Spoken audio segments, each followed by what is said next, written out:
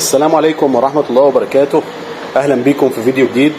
النهاردة هنشرح في الفيديو ده في عندنا مشكلة في العربية دي، هنسمعكم صوتها نسمعها مع بعض ونشوف مع بعض المشكلة ايه. المشكلة ان العربية فيها صوت زي صرخة بلية، زي صوت كده غريب. فطبعا بالبحث والكشف وكده تبين لنا اللي هنشوفه مع بعض. تعالوا نشوف الصوت مع بعض وبعدين نرجع على بعض تاني.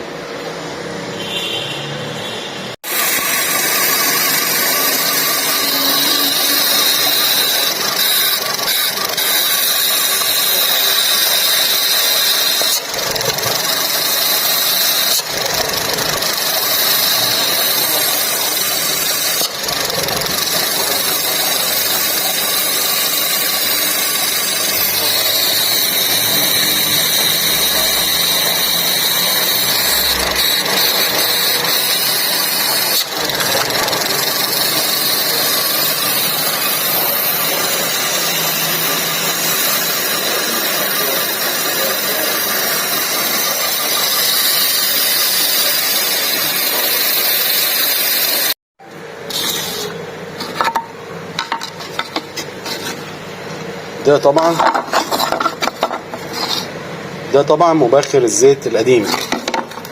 مبخر الزيت القديم لو شايفين اثر رواسب الزيت جواه ازاي، اثر رواسب الزيت علامه على ان العربيه دي كانت بتحط زيت مش كويس، والزيت ده عمل ترسبات وبوظ المبخر ده، فبدأ يدخل الفاكيوم بتاع المانيفول على المكنه جوه وعمل لنا المشكله اللي احنا شفناها مع بعض. هنغيره مع بعض ونرجع لبعض تاني نشوف النتيجه مع بعض اخبارها ايه، وهوريكم برضو صور للجديد والقديم.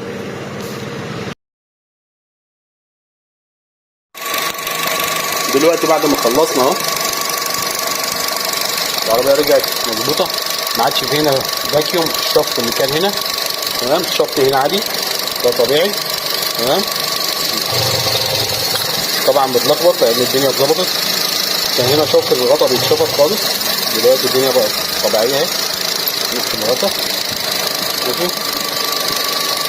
بحط ايدي على البوابه كده العربيه ما تطفيش لان كانت بتشفط هوا من حته تانيه تمام. دلوقتي بتطفي، يعني كده امورنا رجعت مظبوطه 10/10. شكرا ونشوفكم ان شاء الله في فيديو تاني جديد.